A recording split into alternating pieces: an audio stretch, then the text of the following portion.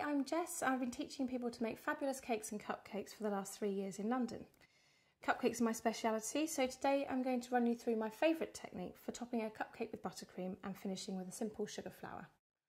I'll run you through all the tools and equipment you're going to need, but don't worry about writing anything down because there'll be a document at the end for you to download. So let's get started. Okay, so I'd just like to talk through some of the tools and the equipment that you're going to need, some of the materials that you want to work with when you're making cupcakes.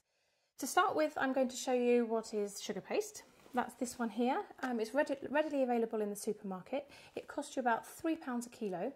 It's basically sugar, but you can roll it out and cover your wedding cakes, cupcakes, birthday cakes, any kind of cakes with the sugar paste.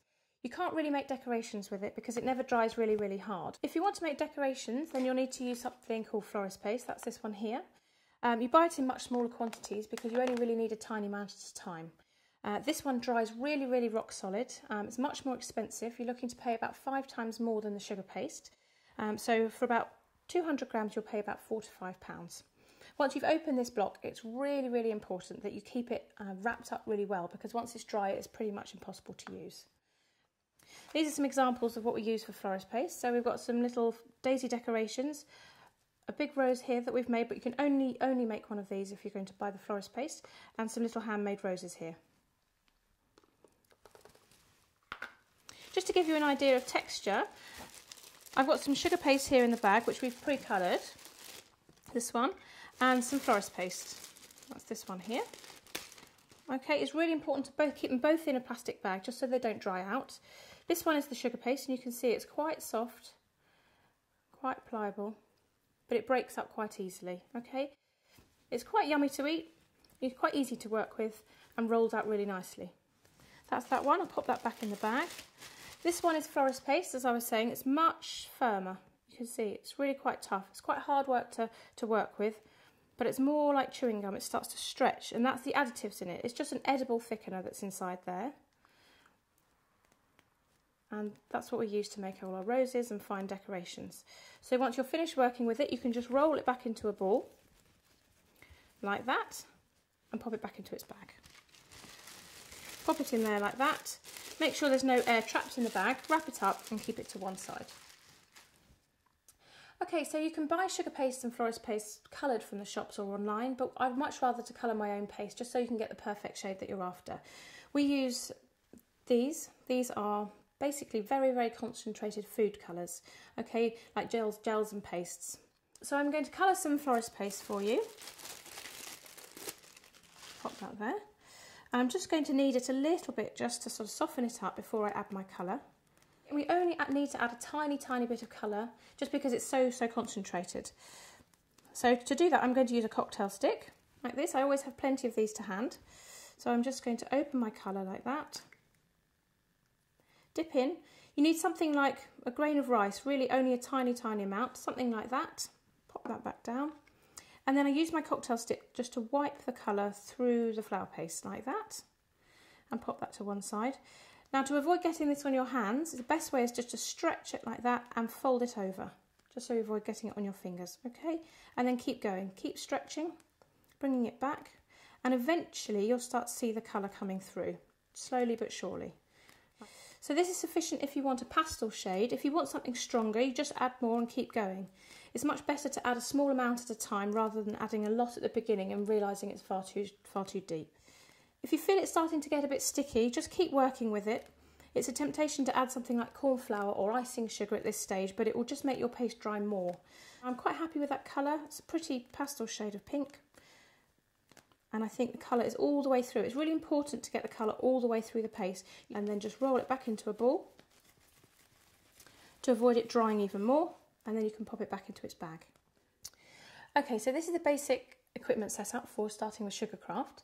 I've got a non-stick board which I've secured down with some non-slip matting. I'll just show you that underneath there. Like this you can get it from craft shops. If you haven't got some of this, you can use it as damp J cloth or something like that. So place that down and that will just secure the board to the surface. Then we've got a non-stick rolling pin here. This is a foam pad here. I'll show you what this is for in just a moment, but it's a very dense foam, a bit like a wetsuit material. Okay, and we're going to use that just for cleaning the edges of the cutter. So I place that to the right hand side. I've got a few cocktail sticks which I used for colouring just a little earlier. I've got a corn flour shaker, so I like to use corn flour. You can use icing sugar if you prefer, but I tend to find that if there's any moisture at all in your paste, then it just becomes more sticky, and actually corn flour is finer. I've got my colours just here. I've got a pot of edible glue with a little paintbrush just inside. It's quite a fine tip paintbrush, but I leave that inside my glue while I'm working. I've got a plastic palette here with some dips inside, and that helps just your flowers to dry with a nice shape to them, gives them a bit of 3D. I'm going to put a little bit of corn flour down on my board just to start me off.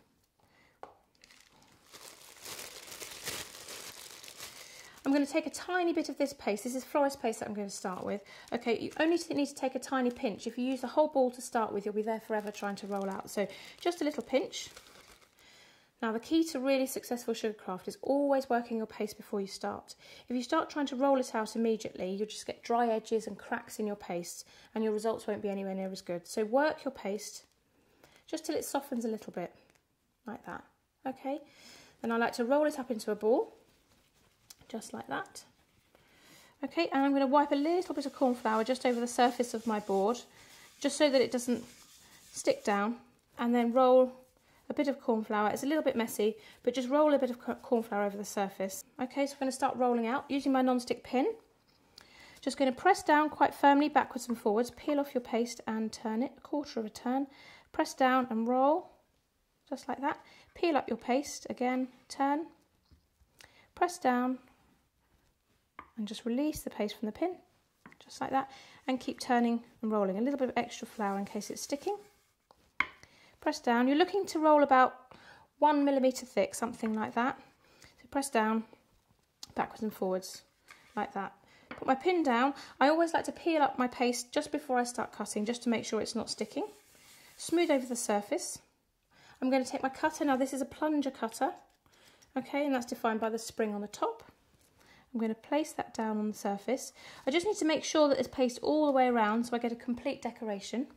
Press down with my fingers, give it a wiggle, and then hold on to the paste with my fingertips and then release your cutter. And you can see the shape inside. Bring it over to my foam pad.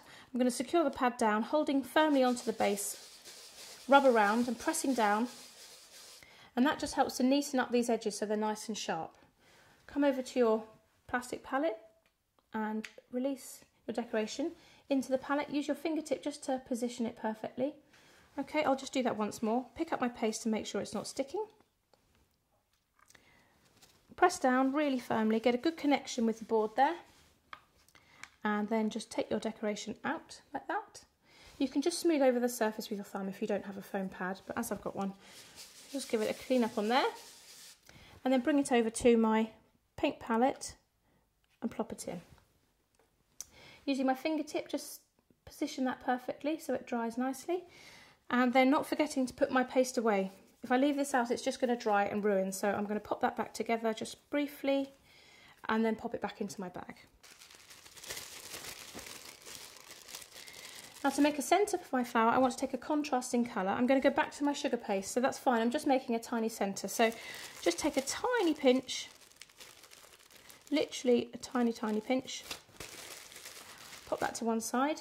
Now, I'm just going to roll that to my fingertips, and then I'm just going to take the tiniest pinch, like that, and then roll it in the centre of my palm with my fingertip to make a tiny little ball bearing. That's going to be the centre of my flower. So just pop that down, take another, and roll like that to get a perfect shape. Pop that down like that. Now I just need a little bit of edible glue to stick those in, so I need the tiniest amount. The glue always dries shiny, so you want a nice matte finish to your flowers, so only a tiny touch of glue. It's like super glue as well, so you don't need much. A little bit in the centre, just like that, and then pick up your centre. If it's misshapen a little bit, you can just roll it again and drop it in the centre, just like that. Take your next one, just check it's nice and round, and pop it in the centre like that. Position it perfectly in the middle and leave to dry. So I want to talk a little bit about the size of your cupcakes and cupcake cases.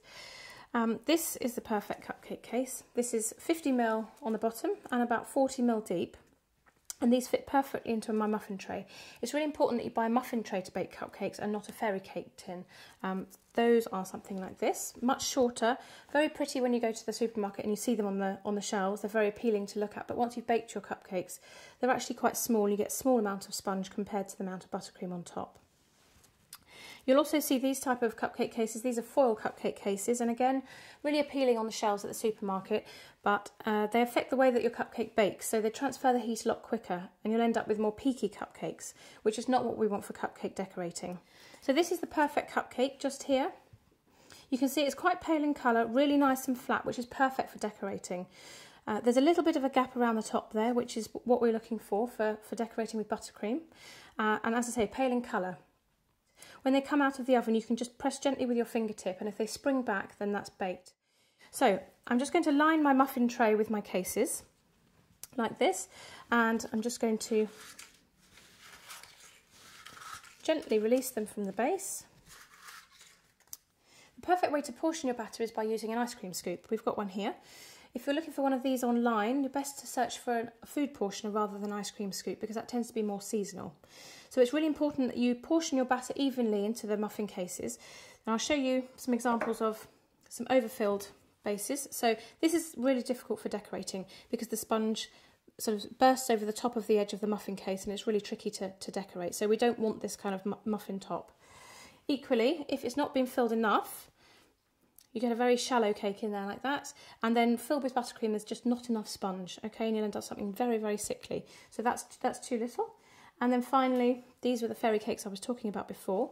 Although they're very cute looking, they're really quite tricky to decorate, and you don't get much sponge compared to the amount of buttercream. Okay, so we're going to portion our batter with the food portioner, as I said. So I'm just going to get my bowl of butter. Okay, here's one that we prepared just a short while ago, and I'm going to start portioning my batter. So the best way to do this is to scoop into the batter and draw the scoop up the side of the bowl to get an even fill. And you can hear the noise there. And just check. If you want to check that it's level, you can tap it on the surface just to make sure it levels out. And then a quick squeeze and release plops the batter in the muffin case like that. And then you can go ahead and do the rest of your cupcakes. So these cupcakes have had 20 minutes in the oven, 150 on a fan setting. So just carefully, because they're still hot, take them out and place them on the cooling rack. We take them out immediately to prevent any peeling of the cupcake case away from the cake. So just take them all out and allow them to cool completely before decorating so that the buttercream doesn't slide off. And now we're going to move on to making buttercream. See, we've got some vanilla extract here.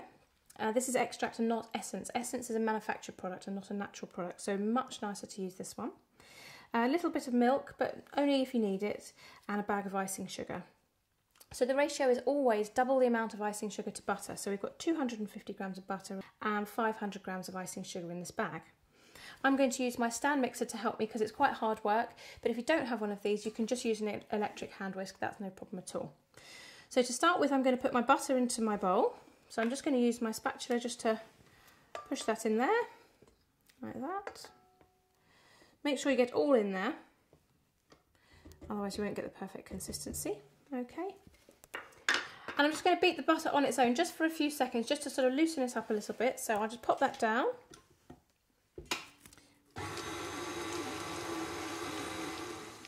And off it goes. Open it up again.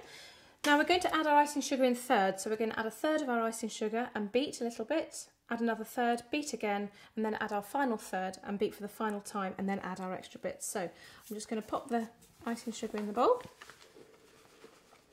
like that.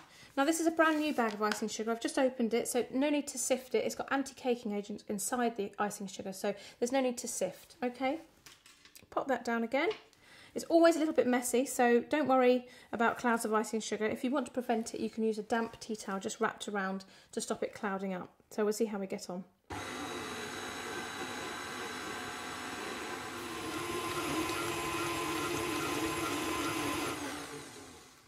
Okay, so now that's looking nice and creamy. I'm going to add my second third of icing sugar to the bowl.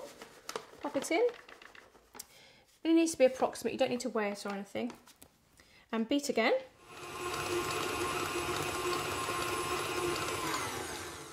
Okay, again, it's going paler and paler as we go. So I'm going to add my final third of icing sugar to the bowl. And put that to one side and mix in the final third.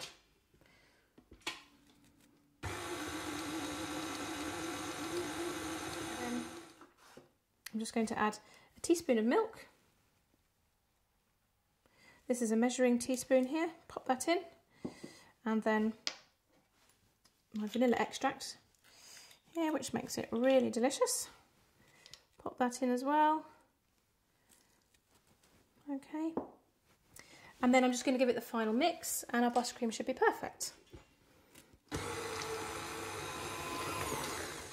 Okay, so I'm really happy that our buttercream is the perfect consistency now. It's nice and soft, it's really smooth and nice and pale in colour. There we go, we can just scrape as much off the beater as possible. We don't want to waste any. And this is the perfect amount to decorate 12 cupcakes. So if I just show you the consistency inside, it looks a bit like soft ice cream. I'm happy that's the perfect consistency. And now we're ready to decorate our cupcakes. It's perfectly safe to make your buttercream a day or two in advance. Just cover it with cling film and press it down on the surface to avoid it getting any sugar crust on the surface of your buttercream, and just leave it on the kitchen worktop, nowhere too hot or too cool. So I'm going to get started. I'm going to take my palette knife. I like to use a cranked palette knife, but that's just a personal preference. I'm going to take my first cupcake and I'm going to dip down into my buttercream and scoop some up like that, and just gently bounce it onto the surface of the cupcake and then clean my knife. It's always really important to clean your knife in between. So bringing your knife down and cutting against the paper and scrape off. Turn your cake, press down and scrape off, press down, scrape off, and keep going all the way around until you have perfectly covered your cupcake with buttercream. And you can see that's the perfect flat top. If you'd like to have a 100,000 base to your cupcake, which I've got here, these are ones I've just bought from the supermarket, now is the time to do it. While your buttercream is still soft and still kind of wet on the surface, I'm just going to take my buttercream, turn it upside down, place it inside the sprinkles bowl and some even pressure all around, and then lift up, give it a little shake, turn it upside down, and that's your perfectly covered 100,000 cupcake. So we're on to the finale now, and we're going to put our cupcakes all together. I'm going to pipe a swirl on the top and then top with a decoration. These decorations were the ones that I made earlier. These have had a good few hours to dry now. Ideally they'd have overnight, but this is fine, they've firmed up nicely. So I'm going to start by just giving my buttercream a beat, because it's been sitting here now for just a few minutes, so just to give it a beat to take out any air bubbles. For piping swirls, you want really, really smooth buttercream with no air bubbles. Okay, so that's nice and smooth now. I'm now going to add my nozzle to my piping bag. You might notice this is quite a large nozzle, but for buttercream piping it's much better to have a larger nozzle. Some of those tiny little sets that you see in other shops just aren't up to the job. They're fine for royal icing piping, but for buttercream you want a nice big nozzle like this to get a nice full swirl. This is a closed star tip nozzle, so I'm going to place this inside my disposable piping bag, which is this one here. It's a disposable piping bag. They come on a roll. You can generally find them in a supermarket. So I'm just going to snip a hole in the end here, and you just have to kind of guess what's the right size. About there, I'm going to just snip across like that.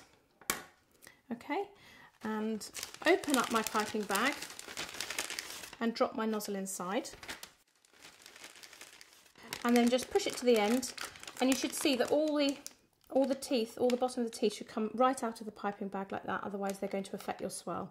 Okay, so that's fine. I'm just going to make sure it's securely in the bottom there, and I'm just going to open now my piping bag, like that. Put my hand inside, and bring the outside over my hand.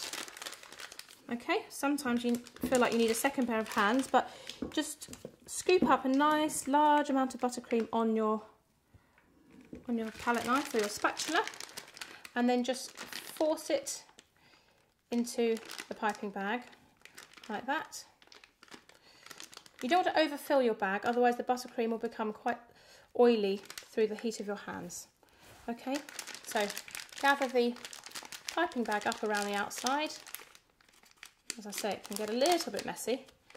That's it, just bring it up like that, and then squeeze from the top until your buttercream goes down towards the bottom of the nozzle there. That's it, squeeze it nice and hard to the bottom, and then give a good twist. You want to make sure that you've got really good tension in your bag for piping good swirls. I'll just give myself a little bit of room. Okay, so for piping a swirl, you want to start in the centre of your cupcake, like this. Start squeezing, and then a tight little circle in the middle, and a little bounce to come off. So I'm going to pipe these 4 cupcakes now. Squeeze. A little bounce off. Squeeze. Little tight circle, bounce off. A little bit extra twist to get the tension back again, and squeeze in the middle. Whoops. And bounce up. And then the final one to the middle, bounce up. Now I'm going to finish with the decorations I made earlier, which are just here. So just gently take those out. And where the swirl has broken there, that's the way you want to cover with a decoration. So just press that gently in. Just like that. Onto the green one. And finally, my last cupcake. And there you have it.